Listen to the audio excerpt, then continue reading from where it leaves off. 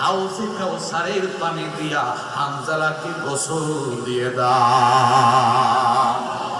নবী হে, আপনার হানজালা এখন দুনিয়ার জমিনে নাই, কিন্তু আসমানে ফেরেশতারা গোসল দিতেছে।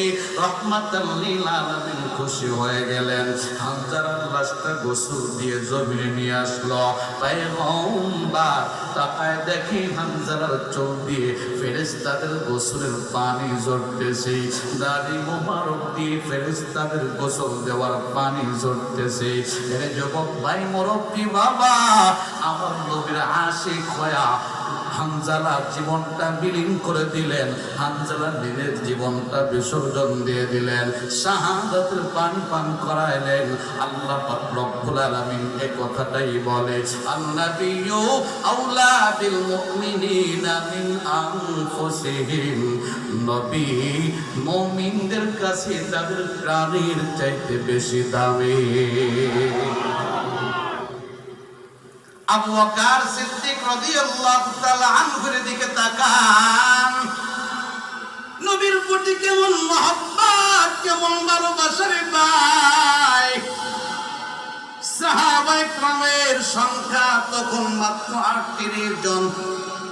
আবু বকর ডাক দিয়ে বলে, পয়গম্বর, আমার মনটা চায় আমি প্রকাশ্যে আল্লাহ রাসূলের দাওয়াতটা দেই, নবী একটু অনুমতি দেন। নবী ডাক দিয়ে বলে, আবু বকর, তুমি প্রকাশ্যে দাওয়াত দিতে চাও? সাহাবায়ে কেরামের সংখ্যা তো মাত্র 38 জন, তাদের সংখ্যা অনেক বেশি, কাজেই তারা তোমার উপর আক্রমণ করবে। আবু বকর ডাক দিয়ে বলে, পয়গম্বর, আল্লাহ রাসূলের দাওয়াত দিতে গিয়া আমি আবু বকর যদি মার খাই, আমার উপর যদি আঘাত চলে আসে, কোনো আফসোস নাই, দুঃখ নাই, কারণ আমি আবু বকরের জীবনের মূল টার্গেট দুনিয়া না, আমি আবু বকরের জীবনের মূল টার্গেট হলো জান্নাত। নবী হে, আমি আবু বকরের জীবনের মূল টার্গেট দুনিয়াটা, আমি আবু বকরের জীবনের মূল টার্গেট আল্লাহর রাসূলের সন্তুষ্টি অর্জন করা। নবী অনুমতি দেন, আপনার দাওয়াত দিতে গিয়া, আল্লাহর দাওয়াত দিতে গিয়া আমি আবু বকর যদি শাহাদাতের পানি পান করি, আমার অন্তরে কোনো দুঃখ থাকবে না, ব্যথা থাকবে না। রহমাতাল লিল আলামিন হযরত আবু বকর সিদ্দিক রাদিয়াল্লাহু তাআলা আনহুকে অনুমতি দিলেন। হযরত আবু বকর সিদ্দিক রাদিয়াল্লাহু তাআলা আনহু দৌড় দিয়ে বাইতুল্লাহ চলে গেলেন, মুত্তালিবদেরকে হাজির করলেন, মুশরিকদেরকে জমা করলেন, ডাক দিয়ে বলে, ও কাফের মুশরিকের দল, আমি তোমাদেরকে সঠিক রাস্তার জন্য দাওয়াত দিতে আসলাম। তোমরা যেই মূর্তির ইবাদত করো, মূর্তির পূজা করো, এগুলো তোমাদের রব না, তোমাদের খোদা না, তোমাদের খোদা হলো আল্লাহ। কাজী আল্লাহর উপর ঈমান আনয়ন করো। রাহমাতাল লিল আলামিন মুহাম্মদ সাল্লাল্লাহু আলাইহি ওয়াসাল্লামকে রাসূল হিসেবে বিশ্বাস করে নাও। দাওয়াত দিতে দেরি হয়, চতুর্দিক দিয়ে আক্রমণ আসতে দেরি হয় না, চতুর্দিক দিয়ে আবু বকর উপর আক্রমণ আরম্ভ হয়ে গেল।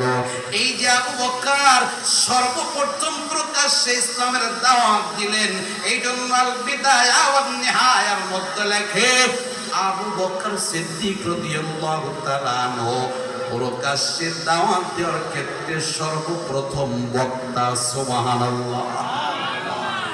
আবু বকর সিদ্দিক রাদিয়াল্লাহু তাআলা আনহু আঘাতপ্রাপ্ত হন। আঘাত খাইতে খাইতে মসজিদে বাইতুল্লাহর মধ্যে পড়ে গেলেন। উতবা ইবনে রবিআ বড় দুশমন, নবীর বড় দুশমন, পায়ের মধ্যে পুরানো জুতা পরিধানরত ছিল, দৌড়ায় এসে আবু বকরের পিঠের মধ্যে পাড়া লাগাই দিল, আবু বকরের পেটের মধ্যে পাড়া লাগাই দিল, চেহারার মধ্যে লাথি লাগাই দিল। আবু বকরের চেহারা থেকে রক্ত বের হওয়া আরম্ভ হয়ে গেল, পিঠের থেকে রক্ত বের হওয়া আরম্ভ হয়ে গেল। উরওয়া ইবনে আল্লাহর গোলাম উতবা ইবনে রবিআ আবু বকরকে বেহুশ করে ফেললো, দেহটা ক্ষত বিক্ষত হয়ে গেল। কি আবু বকর চিনা যায় না, আবু বকরের করুণ হালাত। এই খবর চলে গেল আবু বকরের বংশীয় লোকদের কাছে। আবু বকরের বংশীয় লোকেরা দৌড়ায় চলে আসলো। ও উতবা ইবনে রবিআ, আবু বকর যদিও কালিমাওয়ালা মুসলমান, আমরা যদিও কালিমাওয়ালা মুসলমান নয়, কিন্তু আবু বকর তো আমাদের বংশীয় লোক, কাজেই তোমরা এইভাবে আঘাত করতে পারো না, আমরা কিন্তু প্রতিশোধ নিব। উতবা ইবনে রবিআ শুনে নাও, আবু বকরের যদি হুঁশ ফেরত না আসে, আবু বকরের যদি ইন্তেকাল হয়ে যায়, আমরা কিন্তু তোমাকে ছাড়বো না, হত্যার বদলে তোমাকে হত্যা করে ফেলবো। এই আল্লাহর গোলাম আবু বকরের করুণ হালাত, আবু বকরকে দাঁড় করায়া হাঁটায় হাঁটায় সামনে অগ্রসর করাবে। আবু বকরের সেই শক্তি নাই, হুঁশটা পর্যন্ত নাই, আবু বকরকে কোলে ওঠাবে, দেহটা রক্তে রঞ্জিত, সে হালাত নাই। কি করা যায়? লোকজন পরামর্শ করে একটা চাদর বিছায়া দিল। বলে আবু বকরের দেহটাকে চাদরের মাঝখানে রাখিয়া চতুর্দিক দিয়ে তোমরা চাদরটা ধরো, এইভাবে আবু বকরের বাড়িতে পৌঁছায় দাও। আবু বকরকে চাদরের মাঝখানে রেখে চতুর্দিক দিয়ে চাদরটা ধরে আবু বকরের বাড়ির দিকে নিয়ে যায়। আবু বকরের মা উম্মুল খায়র তখনও কালিমাওয়ালা মুসলমান হয় নাই। তাকায় দেখে আবু বকর তার ঘরের দিকে গমন করতেছে। উম্মুল খায়র ডাকতে বলে, সর্বনাশ, আমার সন্তান আবু বকরের কি হলো রে? লোকজন বলে আবু বকর ইসলামের দাওয়াত দেওয়ার কারণে এইভাবে আঘাতপ্রাপ্ত হলো, এইভাবে তার উপর আঘাত হয়েছে।